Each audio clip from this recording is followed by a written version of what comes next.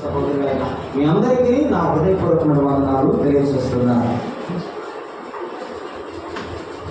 దిగంతములు భూమి అంచుల వరకు ఉన్న ప్రజలందరినీ ప్రభు పిలుస్తున్నారు.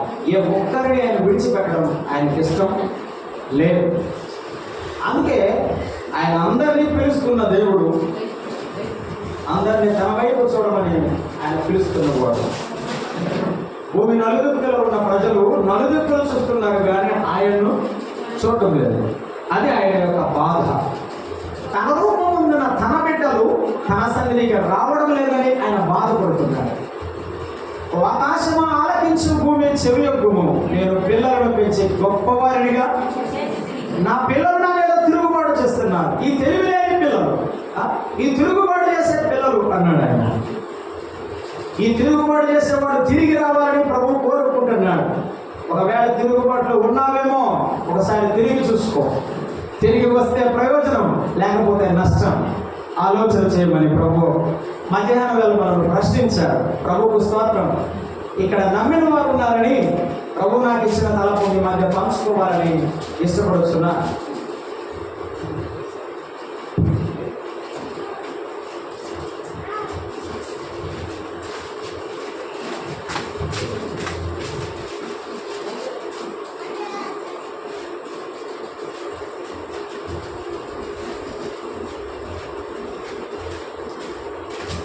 సాధారణంగా ఇంగ్లీష్లో ఒక సామెత ఉంది, అర్లీ బర్డ్ క్యాచెస్ ఎర్లీ వోమ్ అని. పొద్దునే లేచిన పక్షి తొందరగా ఆనందించదు. దానికి బాగలేదు. ముందుగా చెప్పబడిన దైవ సేవకుడు ధన్యులు. ఇప్పుడు నాకు ఆకలి వస్తుంది. మీరు ఎలా ఉన్నారో బ్యాటరీస్ ఉన్న పెయింటర్స్ కూడా ఉంటారు.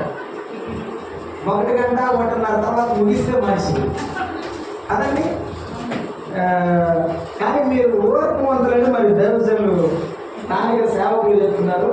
ఎంతవరకు చూద్దాం. కన్నిటంటే ఆపేస్తా, కాబట్టి అలా ఆదరించినా కూడా ఆపేస్తా. ఓకేనా? రైట్, సంతోషం.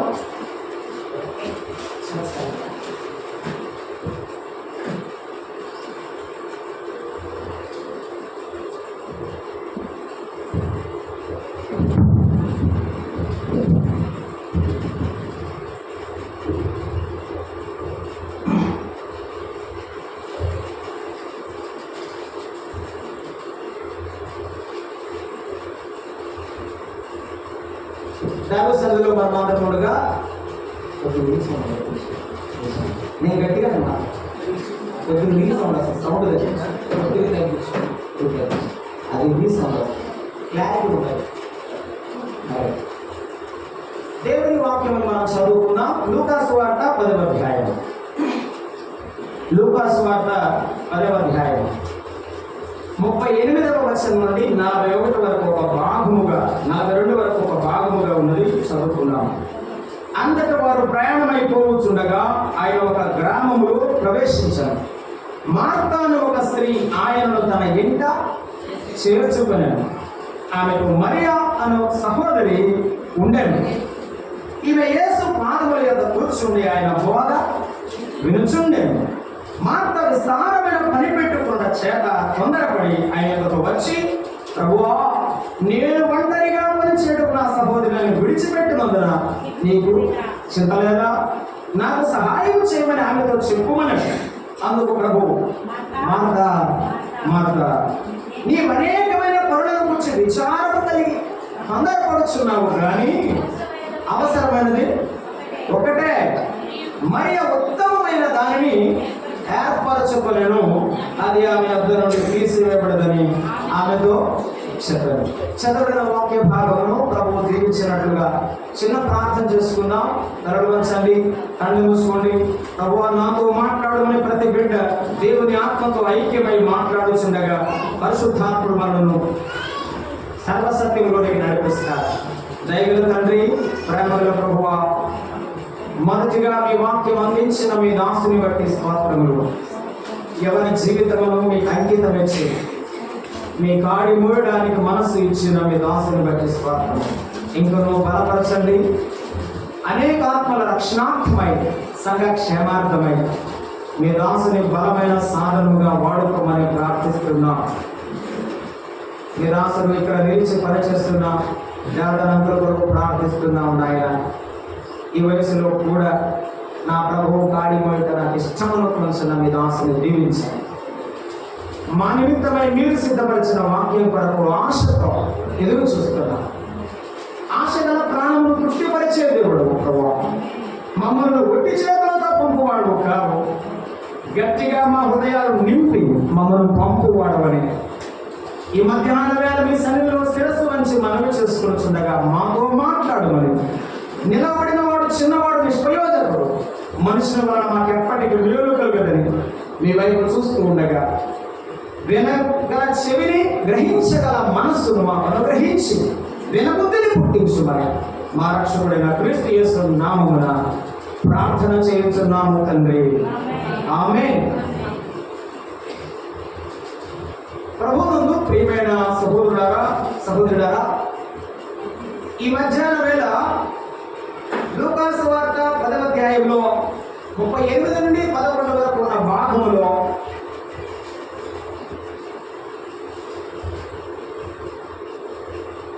మార్త, మన సహోదరి అయిన మార్తను గురించి మనం చదువుకున్నాం. బైబిల్ గ్రంథంలో మన సహోదరి అయిన మార్త 3 సార్లు ప్రస్తావించబడింది. లూకా సువార్త 10వ అధ్యాయంలో ఇంత చేర్చుకున్నప్పుడు, యోహాను సువార్త 11వ అధ్యాయంలో తన సహోదరుడైన లాజరు చనిపోయిన సందర్భంలో మనకు కనబడుతుంది. యోహాను సువార్త 12వ అధ్యాయంలో 1 నుండి 4-5 వచనాలను చదువుకుంటే, యేసు ప్రభు వారికి విందు చేసినప్పుడు ఉపచారం చేసిన మార్త మనకు కనబడుతుంది. ఈ 3 సందర్భాలలో 3 రకాలుగా మరియా యొక్క మార్త యొక్క వ్యక్తిత్వం మనకు కనబడుతుంది. యేసు ప్రభువును నమ్ముకున్న మనము ఆయన మందిరానికి, ఆయన సన్నిధికి వస్తున్న మనలో మన యొక్క వ్యక్తిత్వం ఎలా ఉందో దేవుడు పరిశీలిస్తున్నాడు. ఆ మార్త ప్రభువుతో ఉన్నది, ప్రభు పిల్లలతో ఉన్నది, కానీ మార్త యొక్క వ్యక్తిత్వం సందర్భాన్ని బట్టి, సమయాన్ని బట్టి మారిపోయింది.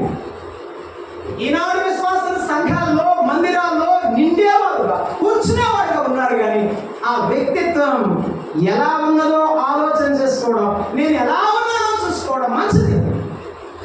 యుగాంతమందున మనకు బుద్ధి కలుగుటకు, బోధ కలుగుటకు ఈ వాక్యాలు రాయబడ్డాయి. 3 మాటలు ప్రభు నాకు అందించాడు, వాటిని అందించడానికి నేను ప్రయత్నం చేస్తాను. మొదటి మాట ఏంటంటే, మొదటి సందర్భంలో మార్త యేసు ప్రభువుని చేర్చుకున్నది, కానీ ఏది ఉత్తమమో ఎరుగని మార్త. ఏది ఉత్తమమో ఎరుగలేదు కనుక మార్త ఏది మంచిదో ఏది చెడ్డదో నీకు తెలియలేదు, ఏది ఉత్తమమో ఏది సర్వోత్తమమో నీవు తెలియలేకపోతున్నావు మార్త అంటున్నాడు ప్రభు. రెండవ సందర్భంలో ప్రభు ఆ చనిపోయి సమాధిలో ఉంచబడినటువంటి లాజరును బ్రతికించడానికి వస్తే, ఆ దేవుని మనసు ఏమిటో చెప్పండి, ఆ దేవుని చిత్తం ఏమిటో ఎరుగని మార్త. 4 దినాల తర్వాత ఎందుకు వచ్చాడో తెలియడం లేదు. ప్రభువుకే సలహా చెప్తా ఉంది, నీ జీవితంలో, నా జీవితంలో ఆయన చిత్తం ఏంటో తెలియకపోతే పొరపడతాం. ఏది సరిగా ఉత్తమమైనదో తెలియకపోతే పొరపాటు పడతావు, కష్టపడతావు, నష్టపోతావు. మార్త యొక్క జీవితంలో జరిగిన వాటిని మనం జ్ఞాపకం చేసుకుంటున్నాం. మార్త యొక్క హడావుడి, ప్రభువుకు పరిచయం చేయాలి, ఆయనకు భోజనం సిద్ధపరచాలనే హడావుడి కనబడుతుంది. రెండవ సందర్భంలో లాజరును బ్రతికించడానికి ప్రభు వస్తే అపనమ్మకం కనబడుతుంది. ఆ మాటల్లో చదువుకుందాం తర్వాత. 3వ సందర్భంలో ప్రభు ఎదుట మౌనంగా ఆరాధన చేసిన మార్త మనకు 12వ అధ్యాయంలో కనబడుతుంది. రండి మనం చూద్దాం. ఏది ఉత్తమమో ఎరుగని మార్త మనం జ్ఞాపకం చేసుకుంటున్నాం. అమ్మా, యేసయ్య చెప్పే ప్రతి మాట వినాలి, లేకపోతే తొందరపడతావు. యేసయ్య చెప్పే మాట వినాలి. నీకు ఒక విషయం చెప్పనా, మనిషి మాట్లాడడానికి త్వరపడతాడు, వినడానికి మాత్రం తొందరపడదు. అసలు వినడానికి ఇష్టమే ఉండదు. మీకు అర్థమవుతాను. మామూలుగా రచ్చబండ దగ్గర లేదా ఒక ఇంటి ముందు గచ్చు దగ్గర కూర్చొని ఎన్ని గంటలు మాట్లాడుతూ ఒక్క గంట వాక్యం అంటే ఎందుకంటే ప్రభు మాట్లాడేటప్పుడు వినడానికి నీ మనసు సిద్ధంగా లేదు. ప్రభు నీతో ఎలా మాట్లాడతాడు? ఆయన మాట్లాడేటప్పుడు వినడానికి నువ్వు సిద్ధంగా ఉంటే నీకు ఏది వేళ మాట్లాడాలి. నీవు సిద్ధంగా లేకపోతే ప్రభు నీతో మాట్లాడాడు. నీవు మాట్లాడాలనుకున్నప్పుడు ఆయన వినడు. అర్థమవుతుందా? నీవు మాట్లాడాలన్న మాట ఆయన వినాలని నీ కోరిక, నీ ప్రార్థన ఆయన వినాలని నీ కోరిక, నీ ఇష్టం. కానీ ఆయన మాట మాత్రం నువ్వు చెప్పండమ్మా. నువ్వు ప్రార్థన చేస్తే మాత్రం తెల్లపాటికి ఏసై జవాబు ఇవ్వాలి. ఏసై మాట్లాడేటప్పుడు మాత్రం నువ్వు మాత్రం వినవా? మాట జీవితంలో జరిగినదే. ఏసై చెప్పిన మాటలు నిశ్చితంగా పరిశీలించకపోతే కష్టం. రెండవది, మనకు నచ్చిన వాటిని ఏరుకుంటాం, ఎన్నుకుంటాం, కోరుకుంటాం. అది మన యొక్క బలహీనత.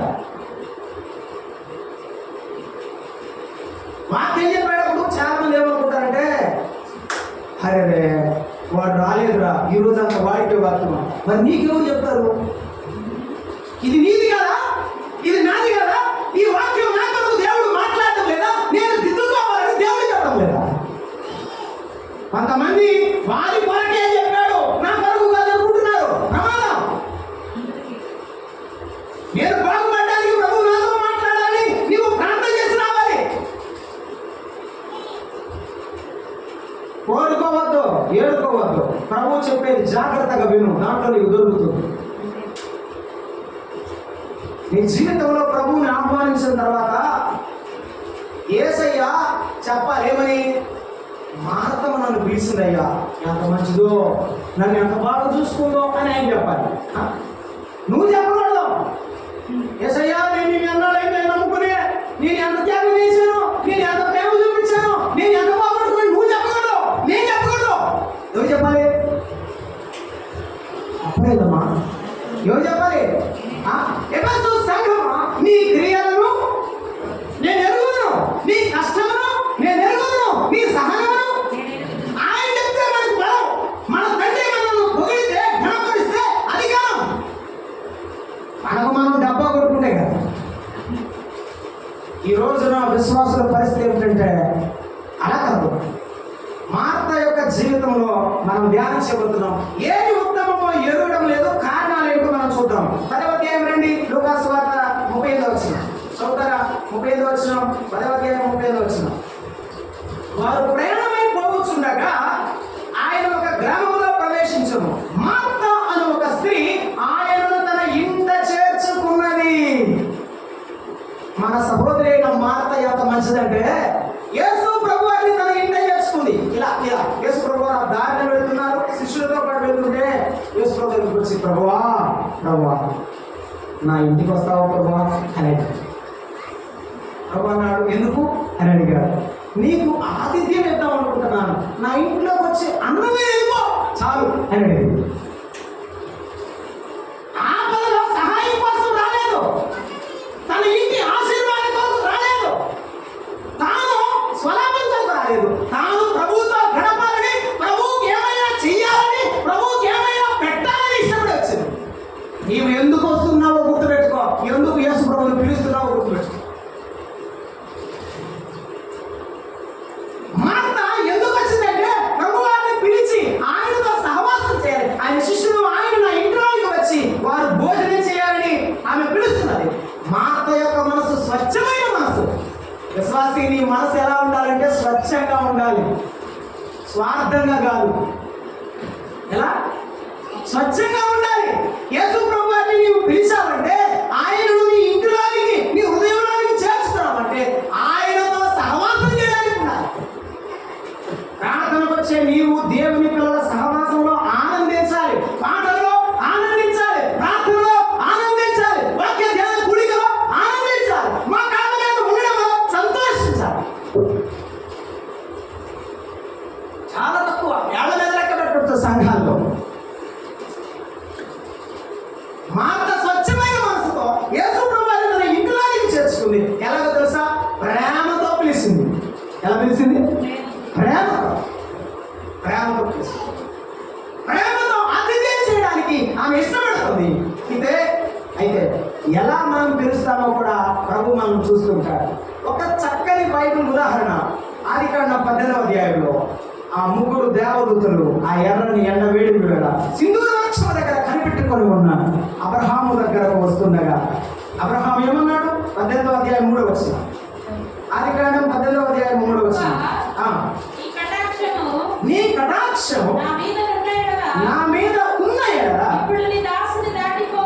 నీ దాసుని దాటిపోవద్దు ప్రభువా, నీ దాసుని దాటిపోవద్దు ప్రభువా, నీవు నాతోనే ఉండు. యేసు ప్రభువుతో ఉండడానికి ఇష్టపడే మనసులు కొన్ని బేతనీలో ఉన్నాయి. అందుకే ప్రభు బేతనీకి వెళ్ళేవాడు. మరి కానీ మార్త కానీ లాజరు కానీ అందరూ యేసు ప్రభువుని కోరుకునేవారు. ఆయన పేదలు అని పేరు పెట్టబడిన బేతనీలో ఆ పేదలు ఉండేటువంటి ఆయనలో ఆ మనసులు ఎంత స్వచ్ఛమైనవో, చిన్న పూరిపాకైనా గుడిసైనా యేసయ్య వస్తుంటే రాయ్యా కూర్చో, ఈడ కూర్చో, ఈడ భోజనం చేయాలి ప్రభువుని పిలిచిన మనసు. నీకేమున్నా ఏం లేకపోయినా యేసు ప్రభుని ఇంటికి పిలిస్తే, స్వచ్ఛమైన మనసుతో పిలిస్తే ఆయన ఆనందిస్తాడు, ఆశీర్వదిస్తాడు. ఎండవేడి వేళ వచ్చాడు. ఆకలిగా ఉన్న వారికి ఆహారాన్ని సిద్ధం చేసి 7 వచనాల్లో అతడు సిద్ధం చేసిన ఆహారాన్ని తీసుకుని వచ్చి వారికి వడ్డించి పెట్టాడు. ప్రభువారు అన్నాడు, ఆ కుడివైపున వారిని చూశాను ఆయన, నేను ఆకలి కొని ఉంటిని. మత్తయి సువార్త 25వ అధ్యాయం 35వ వచనం. నేను ఆకలి కొని ఉంటిని, నాకు మీరు ఆహారం పెట్టింది. నేను దప్పికొని ఉంటిని, మీరు నాకు దప్పిక తీర్చింది. నేను ఆ వస్త్రహీనుడైనాను, నాకు మీరేమిచ్చారు? వస్త్రాలు ఇచ్చారు.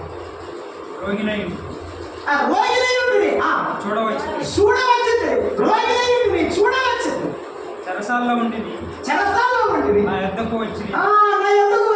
నేను ఎప్పుడు వచ్చాయా, నువ్వు ఎప్పుడు వచ్చావు, మేము ఎప్పుడు నీకు సాయం చేసామంటే ఈనాడుకులైన సహోదరుడు చేస్తే కనుక నాకును చేసి ఆతిథ్యం ప్రేమతో ఇవ్వండి. సంఘాల్లో ఆతిథ్యం ప్రేమతో ఇచ్చేవారు ఈ దినాల్లో కరువు అయిపోయారు. అసలు ప్రపంచం ప్రేమను కోరుకుంటుంది. దేవుని పిల్లలు ప్రేమను పంచాలి. అబ్రహాము ఆ ప్రేమను పంచాడు. అనేకమైన భక్తులు తమ జీవితాల్లో యేసుక్రీస్తు ప్రభు ప్రేమను పంచారు. ప్రభు అంటాడు, మీరు నాకు చేశారన్నాడు. ఎప్పుడైనా సహాయం చేస్తున్నప్పుడు ఏమనుకోవాలి చెప్పండి? నీకు అసలు బుద్ధుంది, ఇంత చేశాను నీకు నేను అంటాము. ఒక్కరోజు చేసి మనం ఏమన్నారట చేసేటప్పుడు, ప్రభువా నీకు నేను సహాయం చేసే భాగ్యం నాకు దొరికిందని చెయ్యాలి. మాట కూడా అలాగే చేసుకొని ప్రభువాన్ని చేసుకుంటే ఒకరిని చేసుకున్నట్టండి. ఆయన ఎప్పుడు ఎంతమంది వస్తారు? 12 మంది శిష్యులు వస్తారు. ఆయన ఎప్పుడు ఉన్నవాళ్ళు కూడా వస్తారు. అందరికీ భోజనం పెట్టాలి. ఈ మాట ఆతిథ్యం ఇచ్చే పనిలో, యేసు ప్రభువాన్ని ప్రేమించాలనేటువంటి పనిలో ఆయన మాట వినకుండా ఒక గొప్ప పని పెట్టుకుంది. చాలా మంది ఇట్లానే ఉంటారు. ఎట్లా ఎగరు సాయంత్రం మా ఇంటి దగ్గర ప్రాంతం, ప్రాంతం పెట్టాలయ్యా, మీరు రావాలి, తప్పకుండా వాక్యం చెప్పాలి అంటారు. అయ్యగారు వాక్యం మొదలు పెట్టగానే ఆమె సట్టి తీస్తుంది, నీళ్ళు పోసింది, లోపల పడుతూ ఉంటుంది, ఈయన వాక్యం చెప్పాలి. ఈ ఎవరు చెప్పుకోవాలి? ఈయన చెప్పుకోవాలా? ఎందుకు విశ్వాసం ప్రార్థన పెట్టాం? చాలా మంది విశ్వాసం మారాలి. ఈ మాట పిలిచింది కానీ ప్రేమ ఉంది కానీ తెలియదు. నిజమే, ఆమెకు తెలియదు అంతే. ఆమె ఎరిగి కూడా చేసిందని మాత్రం నేను నమ్మడం లేదు. ఎందుకంటే మారింది, తర్వాత మార్చుకుంది. తెలియక ఆమె స్థానమైపోయింది. సేవకుడంటే గౌరవం లేదు, దేవుడంటే భయం లేదు. ఈనాటి దినాల్లో ప్రభువుని చేర్చుకున్నామని చెప్పుకుంటారు, కూడిక పెట్టుకున్నామని చెప్పుకుంటారు, కుటుంబ సమేతంగా ప్రార్థనలో కూర్చోరు. ఒక ఆయన నన్ను పిలిచి వాక్యం చెప్పుకున్నాడు. ఇక్కడే నేను వాక్యం ప్రారంభం చేసిన తర్వాత ఊళ్ళో చెప్తున్నాడు, చికెన్ వేసరాండి అన్నాడు. నేను చూశాను. మళ్ళీ వాకింగ్ మొదలు పెట్టాను. అబ్బాయి 2 ఆటోలు గెలుస్తారండి రా అన్నాడు. మళ్ళీ చూశాను. 3వ కూడా ఇంకోటి అన్నాడు. బైబిల్ మడిచేసి మా నాన్న ఇక్కడే ఉన్నాడు. మీరు చెప్పండి నా నాన్న దిగి కూర్చున్నాడు. నీకు దేవుని మీద గౌరవం లేకపోతే వాక్యం ఎందుకు? నీకు దేవుని మీద భక్తి లేకపోతే ప్రార్థన ఎందుకు? అసలు నా గుమ్మము తొక్కవాడు ప్రభు చెప్తున్నాడు. రాష్ట్రమైన జీవితం ఉంటే ప్రభు మీద భక్తి లేని జీవితం ఎందుకు? నీ భక్తి నా మీద, ప్రభు మీద. నీ భక్తి దేని మీద? చాలాసార్లు అయితే విశ్వాసం చెప్పుకుంటారు, చేసే కార్యాలు ప్రభువుని గణపరిచే విధానం కనబడమే. మార్త విస్తారమైన పని పెట్టుకుంది. ఒక పని కాదు, 2 పని కాదట. అందుకే ఇంగ్లీష్ లో ఒక సామెత ఉంది, too many cooks spoil the food అని. ఒక 10 మంది వంటలు వచ్చారట ఒక వంట వండడానికి.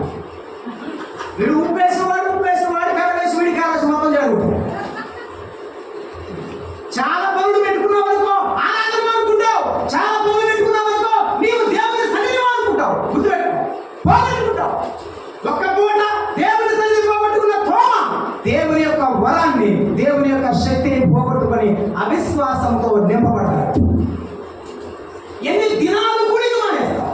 ఎన్ని దినాలు ప్రార్థన మానేస్తావు? ఇదిగో విస్తారమైన పని పెట్టుకున్నటువంటి మార్త తొందరపడింది. విస్తారమైన యోచన వలన యెషయా గ్రంథం 17వ అధ్యాయం 47వ అధ్యాయం 13లో అన్నాడు, విస్తారమైన యోచన వలన నీవు అలసిపోయే ప్రమాదం ఉన్నది అన్నాడు. ఏముంది? ఆ పని చేయాలి, ఈ పని చేయాలి, చేయాలి చేయాలంటాడు. బుర్ర అలసిపోతే పని ఏం చేయడు. ముందేం చేయాలి? మరియమ్మ యేసు ప్రభు పాదాల దగ్గర కూర్చొని ఆయన మాటని ఆ మాట ప్రకారంగా చేయాలి. దేవుని పని చేయాలనే తొందరలో నీవే ప్లాన్ చేస్తావు. దేవుని చిత్తం ఏమిటో తెలుసుకోవు. దేవుని మాట విని దాని ప్రకారంగా వెళ్ళాలనుకుంటావు. నాకు అంతా తెలుసు కదా అనుకుంటావు. మాట ఉంది, అందువల్ల కష్టపడతావు. మాట విస్తారమైన పని పెట్టుకోవాలి. సామెతల గ్రంథం 10వ అధ్యాయం 19వ వచనం రాస్తున్నాడు, విస్తారమైన మాటలలో దోషం ఉండక, ఎక్కువ మాట్లాడిన దోషం వస్తుంది, ఎక్కువ పని చేసిన దోషం అవుతుంది. కారణం ఏంటంటే దేవుని చిత్తం ఎరుగక. కీర్తనకారుడు అంటున్నాడు 116వ కీర్తన 11వ వచనంలో చెప్తున్నాడు ఏమనంటే, తొందరపడి ఏమంటాడు, ఏ మనుషుడు నమ్మదగినవాడు కాదన్నాడు. కొంతమంది చెప్తుంటారు ఎవరు మంచోడు కదండి. అవునా? మరి నువ్వు ఎవరు మంచోడు కాదు? ఏ మనుషుడు మంచివాడు నమ్మదగినవాడు కాదని అనుకున్నాం. మనం కూడా అనేకమైన పనులు పెట్టుకొని ప్రభు సన్నిధిని నిర్లక్ష్యం చేసి ఒకవేళ అపరాధం పడితే నష్టపోతాం. కాబట్టి పనులు ఎక్కువగా పెట్టుకోవద్దు. అసలు ఆనందం ముందు పని ఎందుకండి? ప్రార్థన ముందు పని ఏంటండి? ప్రభు సన్నిధి ముందుంటే పని ఎందుకు గుర్తొస్తాం?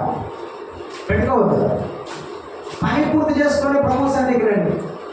అర్లీగా 22వ అధ్యాయం ఆదికాండంలో దేవుడు బలి అర్పించమన్నాడు అబ్రహాము. ఎప్పుడు లేచాడు? ఎప్పుడు లేచాడండి? అక్కడ చీకటి ఉండగానే గడిదకు గంత కట్టి తన బిడ్డను పైకి లేపి కట్టెలు చీల్చి మొత్తం కట్టగట్టి తీసుకొని జయానికి వెళ్ళాడు. సమయానికి ఆరాధనకు రాలేమా? ఆరాధనకు ముందు పని పెట్టుకుంటారు.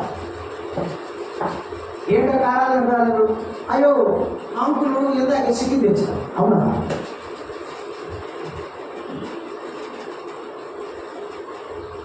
దేవుని సన్నిధిని అశ్రద్ధగా చేయవాడు శాపగ్రస్తులను భావించి చేస్తే శ్రద్ధగా చేయాలి. నేను కాలేజీలో పనిచేస్తానండి.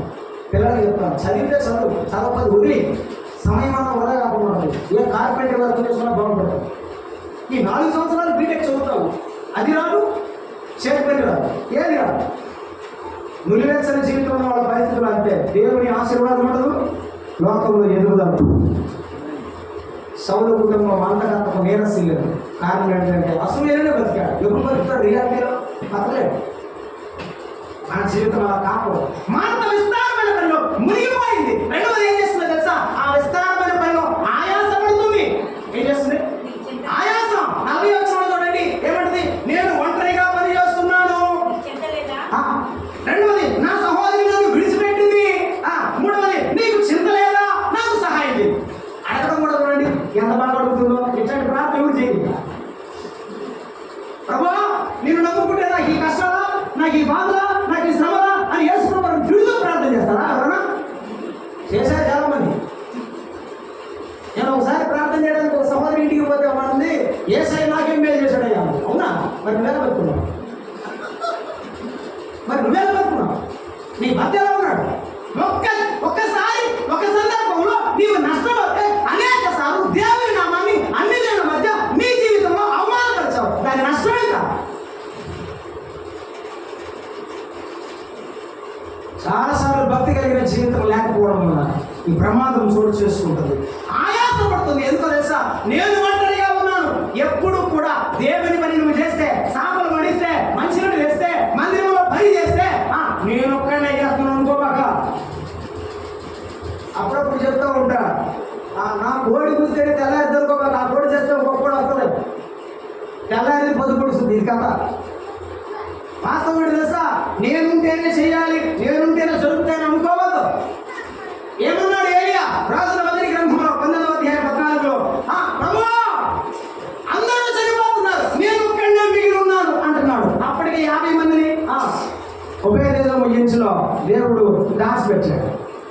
50 మంది ప్రవక్తలను దేవుడు దాచిపెట్టాడు. యజమాని చంపుతా ఉంటే దేవుడు దాచిపెట్టాడు. దేవుడు ఏమి దాచిపెట్టాడో నీకు తెలియదు. ఏమి లేదనుకోవద్దు, ఆయన ఉన్నాడు. సర్వ సమృద్ధినిచ్చే దేవుడు. నేను ఒక్కడే అనుకోవద్దు, అది గర్వానికి దారితీస్తుంది. నేను ఒక్కడే ఉన్నాను అనుకుంటా నీ మాట ఏం చేస్తుంది? ఇక నేనే చేస్తున్నాను అనుకుంటే ఏం చేస్తావు? ఏం చేయవు. మనమందరం చేద్దాం అని చెప్పాలి. నేను ఒక్కడే చేస్తానని ఏ వ్యక్తి చెప్పకూడదు. అసలు అట్లా చెప్పే కుటుంబం పైకి రాదు, అట్లా చెప్పే ఏ వ్యవస్థ కూడా బాగుపడదు. స్థానిక సంఘం విశేషంగా ఐక్యతతో ముందుకు వెళ్ళాలి. ఇదిగో ఆ పని విషయంలో నేను ఒంటరిగా పని చేస్తున్నాను అంటుంది. రెండవది, నా సహోదరుని నన్ను విడిచిపెట్టింది. ఎక్కడ విడిచిపెట్టింది? ఆ మాట కూర్చుందిగా. మన విషయం ఏంటి తెలుసా? ప్రభు చెప్పాడు నిర్గమాకాండ 14వ అధ్యాయంలో, ఆ సముద్రం ముందుంది, వెనకమాల ఫరో సైన్యం ఉంటే అన్నాడు ప్రభు, మీరు ఊరికే నిల్చుండి. ఏం చేయాలి? యెహోవా కార్యము చూడండి అన్నాడు. మనకి శాస్త్రం ఏం తెలుసా? ఊరుకుండలేకపోవడం. మనం గురికున్నాం, మనం ఊరుకునలే. ఇదిగో ఈమె కూడా అంతే, నన్ను విడిచిపెట్టిందని ఆమె మీద నెపాలు అవడానికి చూస్తుంది. మనం చేయకూడదు. మరి యేసు ప్రభు సన్నిధిలో ఉన్నది. రెండవది, నీకు చింత లేదా? నీకు ఆహారం సిద్ధపరుస్తుంటే, భోజనం చేస్తుంటే, మరి పరిచయం కూడా కూర్చుంటే అలా చూస్తావా అని ఉంటుంది తెలుసా? అసలు ప్రభు నాకు అడిగిందా ఏం చేయమంటావు ప్రభు అని? చెప్పరా కదమ్మా? ఏమన్నా అడిగిందా? అడగ. ఎలా చేయమంటావు ప్రభు, ఏం చేయమంటావు ప్రభు అని అడగలేదు. ఆమె ప్లాన్ గీసుకొని ఆ ప్లాన్ యేసు ప్రభు కూర్చోబడదు. చాలా మంది అంతే, వాళ్ళు ప్లాన్ తీసుకుంటారు. యేసు ప్రభు చేతికి ఇరుతారు. పెద్దోడు డాక్టర్, చిన్నమ్మాయి ఇంజనీర్, 3వ అమ్మాయి నర్సు. ఈయన తీసుకుంటాడు, ఆయన చేతిలో పెట్టి ప్రభువాన్ని ప్రార్థన చేస్తాను నువ్వు నాకు తెలియదు. ఏది ఉత్తమం ఆయనకు తెలియదా? నీకంటే ఆయన గొప్పవాడు కాడా? నీవే ఆయన సలహా ఇవ్వగలవా? ప్రభువా నా బిడ్డలు నీ సన్నిధిలో ఎలా ఉండాలో అని చెప్పి అప్పగించుకుంటే లేదు. ఈనాడు విశ్వాసం అప్పగించుకోటే. ఇదిగో ఈ పని అలాగే ఉంది, మన పని కూడా అలా కాకూడదు అని ప్రభు మాట. నీకు చింత లేదని మనం పైపెచ్చుకో ప్రభువుని అంటా ఉంది. చూసారా? ఆ డిమాండబుల్ ప్రేయర్ అంటారు దీన్ని. నాకు సహాయం చేయి. మళ్ళీ ఏదో భాషగా చాలా డిమాండబుల్ ప్రేయర్ ఇదండి. యేసు ప్రభు గారిని గద్దించి అడిగినట్టు నాకు సహాయం చేయి. అప్పుడప్పుడు చిన్నపిల్లలు మన ఇంటికి వచ్చి అడుగుతుంటారు, మంకు పట్టిన పిల్లలు అడుగుతుంటారు. అప్పుడప్పుడు చిన్నపిల్లలు వాడు బుద్ధి చాలా తక్కువగా ఉంటుంది, అంత ఎదిగిన మనసు కాదు. నువ్వు ఈ పద్ధతి ఎదుర్కోను అంటుంటారు చూడండి. అలా అన్నమాట. మార్త పరిస్థితి అలా ఉంది. దేశంలో వారు ఆమె చూసి అన్నాడు, మార్త నా మాటలు లేదు మార్త, ఇప్పుడు దాకా మాట్లాడేవు కానీ నేను మాట్లాడతాను, నా మాటలు మాట అని యేసు ప్రభు వారి కొరకు చేయడానికి ఆమె ప్రయత్నం చేసి ప్రభు మాట వినకుండానే అలాగునా ఇష్టం వచ్చినట్టు మాట్లాడుతూ ఉంటే ప్రభువే నోరు తీసి మాట్లాడవలసిన పరిస్థితి వచ్చింది. కొన్నిసార్లు ఆయన మాట్లాడే వరకు నీవు వేచి ఉండకపోతే ప్రభువే గద్దిస్తాడు. బిలాముకు బుద్ధి చెప్పాడు. దేంతో? గాడితో. ఎలీషా శిష్యుడు ప్రక్కనే ఉన్నాడు.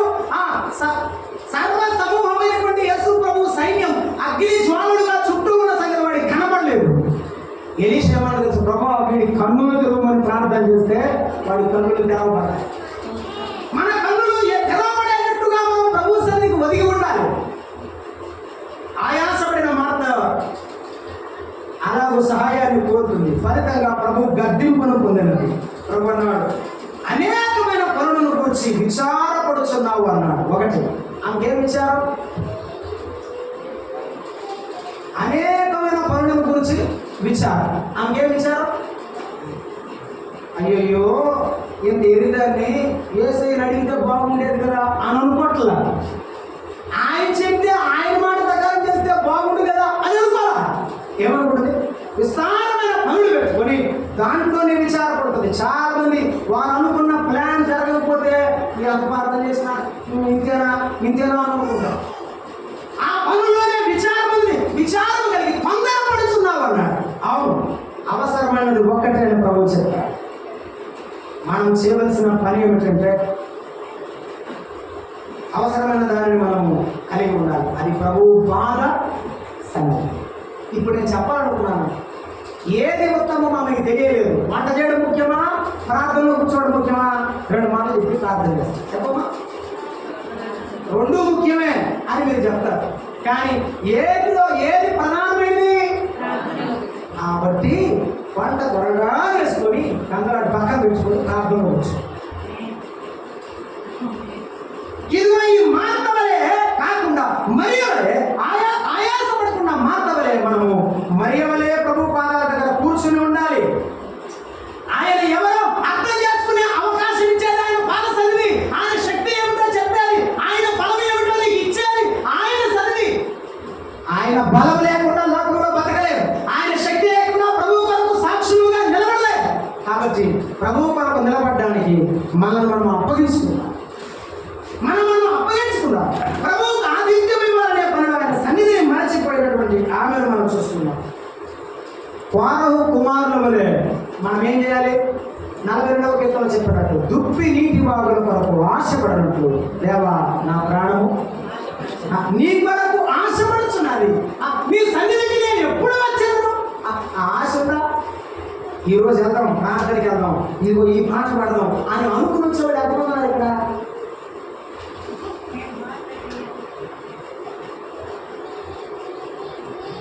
మేము ఇంటి దగ్గర అంటే ఆరాధనలో ఏ పాట పడాలి ముందుగా ప్రిపేర్ అయ్యి రెడీ అయ్యి సిద్ధపడి 1-2 సార్లు పాడుకొని వచ్చి ఇక్కడ ప్రాక్టీస్ చేసేవాళ్ళు ఉన్నారు. నేను మీకు నవ్వుతూ చెప్పినట్టుంది కానీ ఇది చాలా సీరియస్ ఇష్యూ. ఇక్కడ దగ్గరలో ఊరు కుటుంబ ప్రార్థన పిలిచాను. అది పుట్టినరోజు ప్రార్థన. పాట పాడేంటి అన్నాడు. ఆ లోపల సంపాదన వాడు పాట పుస్తకం చేస్తున్నాడు. ఏ పాట తెలియట్లేదు, గొప్ప తీసుకున్నాడు.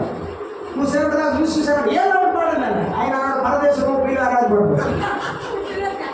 ఏంటది పుట్టినరోజు. నువ్వు పాడేదేంటి? సిద్ధపడకపోతే ఇలానే ఉంటుంది. జనం ముందు నవ్వుల పాలు, ప్రభు నామం నవ్వుల పాలు. మన జీవితంలో చాలా సార్లు చేస్తుంది. మనలో ఆశ ఉంటే సిద్ధపడతాం. మనలో ఆసక్తి ఉంటే దేవుని కొరకు వేగిర పడతాం. ప్రభు పాద సన్నిధికి వెళ్ళడానికి ఎప్పుడెప్పుడు వెళ్దామా, ఎప్పుడెప్పుడు పాడదామా, ఎప్పుడెప్పుడు ప్రార్థిద్దామా. ఆశ లేకపోతే జీవించుచున్నామన్న పేరు మాత్రం ఉన్నది కానీ నీవు ఆయన దేవుడు పలకవలసి వస్తుంది. కాబట్టి మార్త వలె మనము ఉత్తమమైన దానిని ఎరుగని రీతిలో బతకకుండా ఉత్తమమైన ఆయన పాద సన్నిధిని మాత్రమే కోరుకున్నాం. పని చేయవద్దని ప్రభు చెప్పడం లేదు, కానీ ఆయన మాట ప్రకారం చేయాలి. ఆయన పాద సన్నిధిలో ఎలా చేయాలో నేర్పిస్తాడు. ఆయన ఎలా చేయాలో నేర్పిస్తాడు. ఆయన ఫరో కుమారుడు ఆయన సన్నిధిని కోరుకున్నాడు. దావీదు యెహోవా ప్రసన్నతను చూడడానికి ఆయన ఆలయంలో ధ్యానించడానికి కోరుకున్నాడు. నీవు కోరుకోవాల్సిన ఆయన సన్నిధి అందుకోసమే. నీవు కోరుకోవాల్సిన అందుకోసమే. కాబట్టి ఆయన సన్నిధిలో ఉత్తమమైనది ఆయన పాద సన్నిధి. దాన్ని కోరుకుందాం, ప్రభు ఆశీర్వాదాన్ని పొందాం. రెండవది, ఆయన చిత్తమేమిటో ఎరగకుండా ఆమె వెళ్ళిపోయింది. ఎలా అంటే ప్రభువు అలాగ చనిపోయిన తర్వాత గబగబ వచ్చేసింది. ప్రభువా నీవు ఇక్కడ ఉండని నా సహోదరుడు సాగకుండును అని అంటుంది. ప్రభు అన్నాడు, ఇప్పుడు నువ్వు నమ్మినా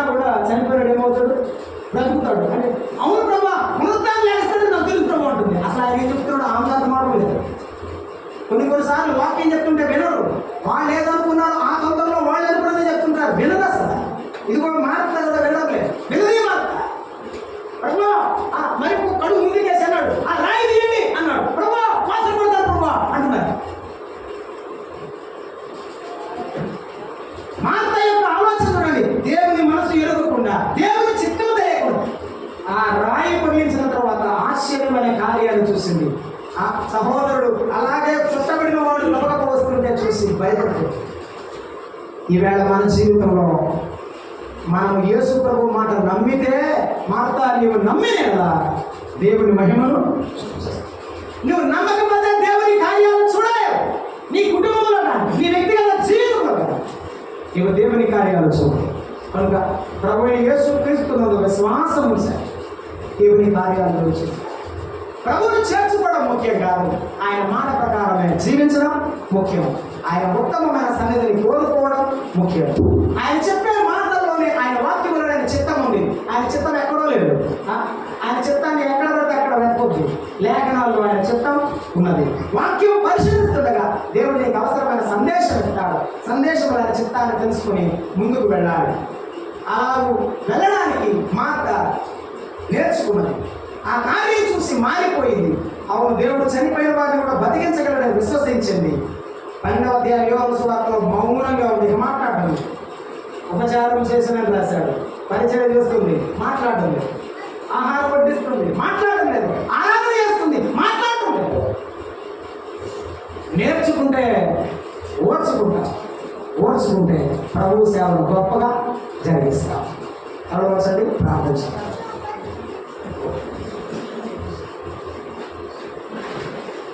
అమ్మా, అయ్యా, ప్రభు మనతో మాట్లాడుతున్నాడు. యేసు ప్రభు ఆయన చేర్చుకున్నావు, కానీ ఆయనకు నిజమైన విలువ నిలుస్తున్నావు.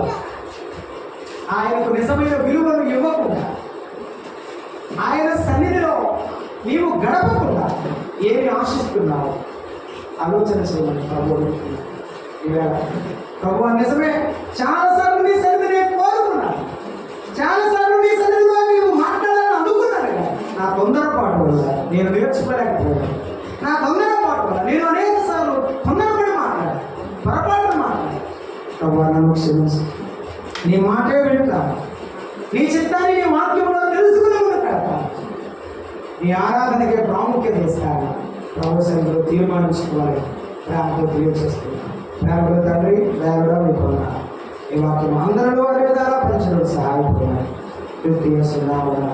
వేడుకుంటున్నాం. అందరికీ ప్రేమ.